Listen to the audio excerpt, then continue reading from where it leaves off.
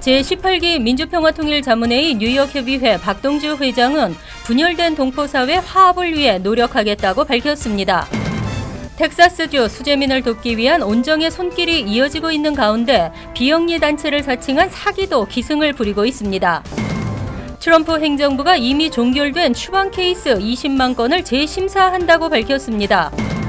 뉴욕시 인권위원회는 인종혐오 각종 전시물을 게시한 퀸즈의 한 콘도에 대해 조사를 단행합니다. 청와대는 오늘 주미대사에 조윤재 서강대 국제대학원 교수를 내정했습니다. 이상은 이 시각 주요 뉴스입니다. 여러분 안녕하십니까? KBN 뉴스입니다. 9월 1일 출범을 앞두고 있는 18기 민주평화통일자문회의 뉴욕협의회 박동주 회장과 임원진은 오늘 본사를 방문하고 분열된 동포사회 화합을 위해 노력하겠다고 밝혔습니다. 보수와 진보 할 것 없이 모두가 함께하는 평통을 만들겠다는 각오입니다. 보도에 지한샘 기자입니다. 제18기 민주평통 뉴욕협의회 박동주 회장과 엄수음 수석 부회장 그리고 김도영 대표관사는 오늘 오전 본사를 방문하고 18기 평통 첫 번째 목표로 동포사회 화합을 꼽았습니다. 박 회장은 탄핵 국면과 대통령 선거를 거치면서 한인 동포사회도 진보와 보수가 대립하는 양상을 보여왔다며 평통이 앞장서서 동포사회 화합을 이루도록 하겠다고 밝혔습니다. 현 정부에 무조건 막 이렇게 그런 것은 아니라고 보고 보수와 진보 모든 분들을 이렇게 끌어안고 가야죠. 그래야 그것이 평화통일자문회의의 설립 목적입니다. 18기 평통은 기존의 12개 분과에 한류진흥분과와 이전 홍보분과를 더해 총 14개 분과로 구성하고 9월 1일부터 공식 업무를 시작합니다. 9월 1일에는 임원 및 회원 상견례가 계획되어 있으며 공식 출범식은 10월 17일로 예정되어 있습니다.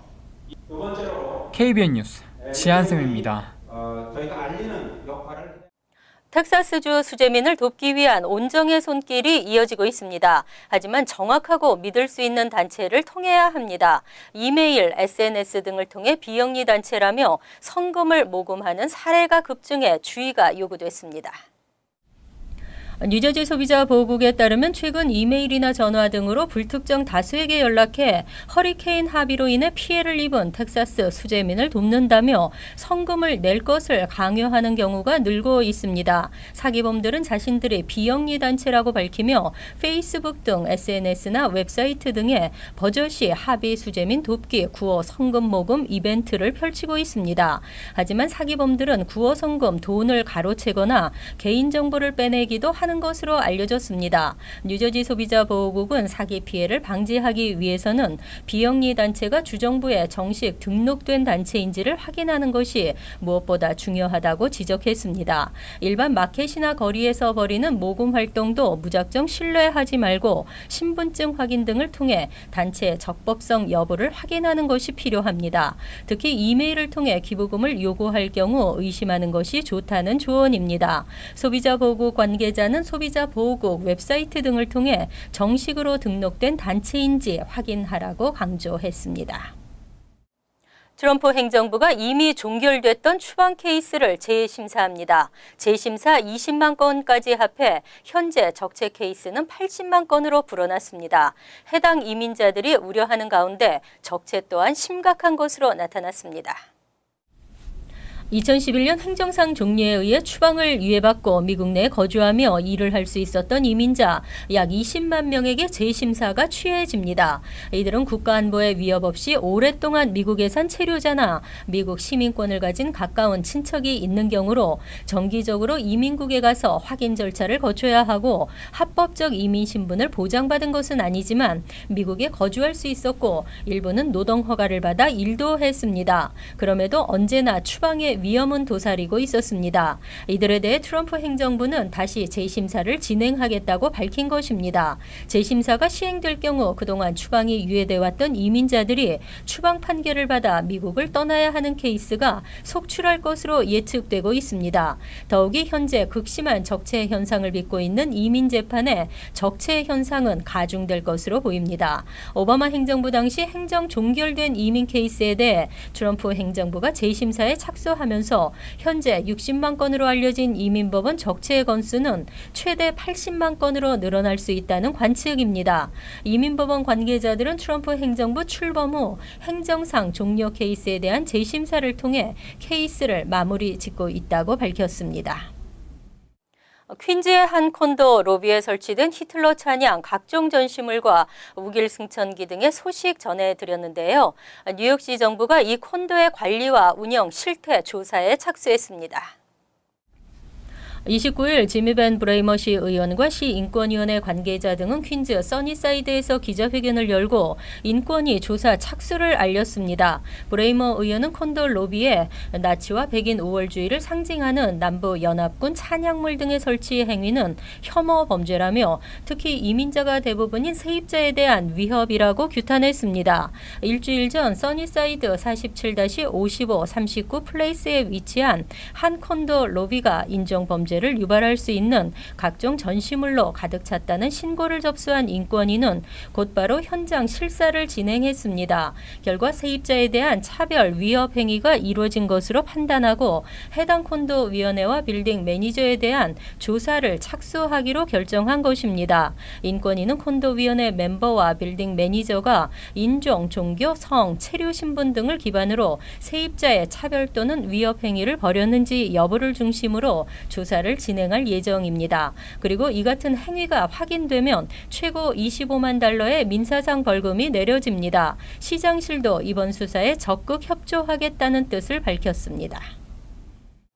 청와대는 오늘 주미대사에 조윤재 서강대 국제대학원 교수를 내정했다고 밝혔습니다. 조 교수는 노무현 정부 시절 대통령 경제보좌관을 지낸 바 있습니다.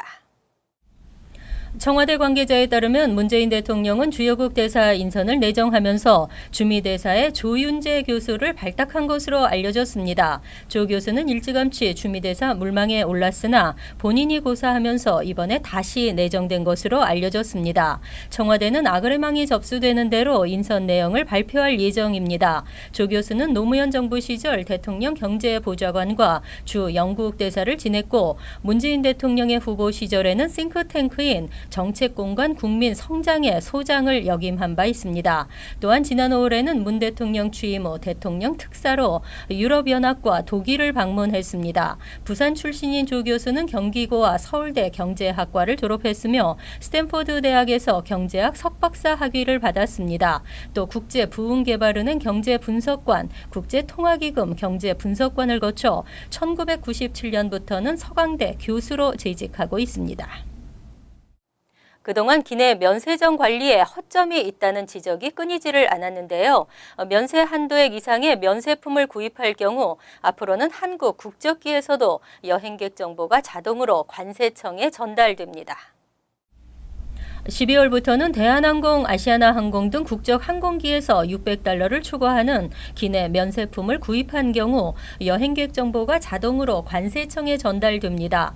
29일 한국관세청은 항공사가 이와 같은 관련 자료를 관세청에 제출하게 된다고 밝혔습니다. 지금까지는 출국장 면세점이나 외국에서 $600가 넘는 물품을 샀을 경우에는 여행객 정보가 자동으로 관세청에 전달되지만 기내 면세점에서 $600를 초과해 구입한 물품에 대해서는 관세청이 요청하지 않는 한 항공사는 관련 자료를 관세청에 제출하지 않았습니다.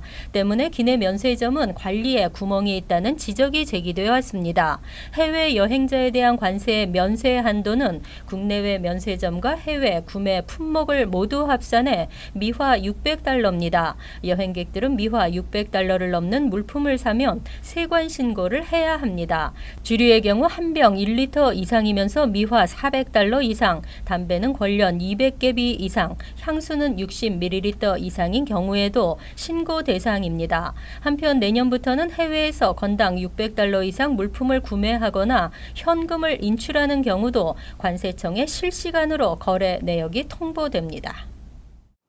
뉴욕시 페리 퀸즈 아스토리아 노선이 29일 첫 취항했습니다. 전철과 같은 요금으로 편리하게 이용할 수 있을 전망입니다. 29일 빌 드블라지오 시장은 페리 선착장을 찾아 퀸즈 아스토리아 노선의 첫 취항을 승객들과 함께 축하했습니다. 아스토리아 노선은 이날 오전 6시 30분 아스토리아 할레츠 포인트에서 출발해 루즈벨트 아일랜드와 롱아일랜드 시드를 거쳐 약 30분 뒤 맨해튼 이스트 34 스트릿에 도착했습니다. 종점인 월스트리트 피어 11까지는 약 47분이 소요됐습니다. 요금은 1회 이용당 2.75달러로 전철 요금과 같으며 30일 무제한 이용권도 121달러로 전철 요금과 동일합니다. 소요 시간도 전철과 비슷합니다. 배차 간격은 주중 오전 6시 30분에서 오전 9시 50분까지, 오후 3시 40분에서 오후 6시 45분까지는 25분 간격이지만 오프 피크 시간대에는 50분으로 늘어납니다. 또한 주말 배차 간격은 33분입니다. 드블라지오 시장은 뉴욕시 페리는 지난 5월 런칭한 이후 150만 명 이상의 이용자를 기록했다며 그간 어려움도 많았지만 성공적으로 이루어냈다고 밝혔습니다. 주택모기지 이자의 세금 공제 혜택이 대폭 축소될 전망입니다. 트럼프 행정부와 공화당이 주도하는 세제 개혁의 일환인데요. 모기지 금액이 50만 달러가 넘는 주택 소유주들은 현재보다 더 많은 세금을 내게 됩니다. 주택모기지 융자에게 100만 달러까지 허용했던 모기지 이자의 공제를 50만 달러로 줄이는 것을 골자로 하는 세제 개편이 시작됐습니다. 전체 모기지 중 50만 달러까지의 이자 부분만 공제해 주겠다는 것입니다. 이 같은 개정안이 시행될 경우 모기지 금액이 50만 달러가 넘는 주택 소유주들은 현재보다 더 많은 세금을 내야 합니다. 현재는 부부 공동보고 시 융자에게 100만 달러, 독신은 융자에게 50만 달러까지 세금 공제 혜택이 주어지고 있습니다. 또 홈 에퀴티 론의 경우 현재 융자에게 10만 달러까지 세금 공제 혜택이 주어집니다. 연방세금정책센터 분석에 따르면 이 같은 세법이 확정되면 전국적으로 높은 주택 가격을 나타내고 있는 가주 주민들은 직격탄을 입을 전망입니다. 가주 납세자의 2.4%가 평균 3,290달러 더 많은 세금을 낼 것으로 조사됐습니다. 연방재무부는 올해 모기지이자 세금 공제로 줄어드는 연방정부 세수를 약 640억 달러로 추산했습니다. 연소득 10만 달러 이상 가구의 경우 약 81%가 모기지 이자 공제 혜택을 받고 있는 것으로 나타났습니다. 한편 트럼프 행정부는 납세자가 주와 카운티 정부에 내는 세금에 대한 연방 세금 공제 혜택 역시 폐지하는 것을 검토 중입니다.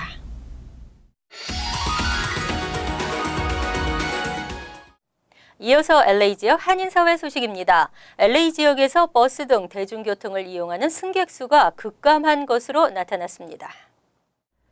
LA 메트로 교통 당국에 따르면 지난달 기준 LA 내 버스나 지하철 등 대중교통을 이용한 승객 수는 3,230만 명으로 4년 전에 비해 19% 감소한 것으로 조사됐습니다. 특히 이 가운데 버스 이용자 수가 가장 크게 감소한 것으로 나타났습니다.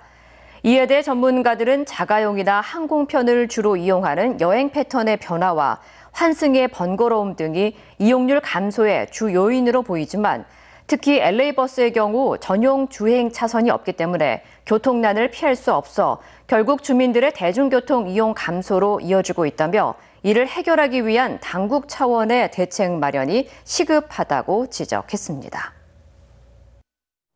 LA시가 초소형 권총 판매 금지 조례를 폐지하기로 결정했습니다. LA시 의회는 오늘 만장일치로 초소형 권총, 이른바 울트라 컴팩트 권총의 판매를 금지하는 조례안을 폐지한다고 밝혔습니다. 이번 조례안 폐지는 사회적 약자에 대한 자기방어 수단을 뺏을 수 있다는 우려와 총기 소유권에 대한 법적 논란, 그리고 캘리포니아 총기협회와 전미 총기협회의 지속적인 철폐 요구가 영향을 미친 것으로 알려졌습니다.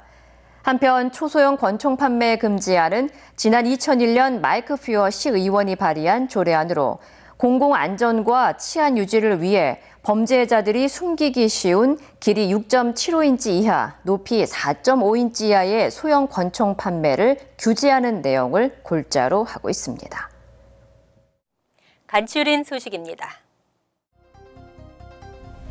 전성식 영사와 조원석 영사가 새롭게 부임합니다. 28일 뉴욕 총영사관은 허정의 정무 담당 영사의 후임으로 전영식 영사가 앞으로 정무 담당 영사를 맡게 된다고 밝혔습니다. 전 영사는 토론토 총영사관 부총영사, 루마니아 대사관 참사관 등을 역임했습니다. 조 영사는 최근 귀임한 경기도 소속 오후석 영사를 대신해 한국 지방정부의 미주활동 지원을 책임지게 됩니다. 메트로놀스 열차 노조가 파업을 예고했습니다. MTA 관할 메트로놀스 열차의 계약업체 소속 기관사와 엔지니어 직원 2,400여 명으로 구성된 통근열차 직원 노조는 29일 이번 주 중 파업 찬반 투표를 실시한다고 밝혔습니다. 그 결과에 따라 파업 여부가 결정납니다. 파업이 시작된다면 메트로놀스를 이용하는 통근객 28만 명이 큰 불편을 겪게 될 전망입니다. 지난 28일 오후 12시 30분쯤 뉴저지 버크셔밸리 골프코스 17번 홀 지점에서 골프카트와 골프장 트랙터가 충돌했습니다. 골프카트에는 한인 여성 4명이 타고 있었으며 이 중 2명이 부상당했습니다. 목격자에 따르면 충돌 사고로 골프카트는 심하게 파손됐으며 한인 여성 1명이 피를 흘리고 의식을 잃고 쓰러졌습니다. 또 다른 한인 여성은 이마가 찢어지는 부상을 입었습니다. 아주인평등회와 르네상스 경제개발공사는 오는 9월 7일 비즈니스 자금 융자 방안 세미나를 개최합니다. 세미나는 소규모 비즈니스 사업자와 창업자를 대상으로 하며 무료로 진행됩니다. 참가자들은 비즈니스 추가 운영 자금을 어디에서 어떻게 융자할 수 있는지 정보를 얻을 수 있습니다. 경제개발공사는 현재 약 1,000명의 스몰 비즈니스 사업자들에게 총 4천만 달러 이상을 지원했습니다. 환율과 증권 소식입니다.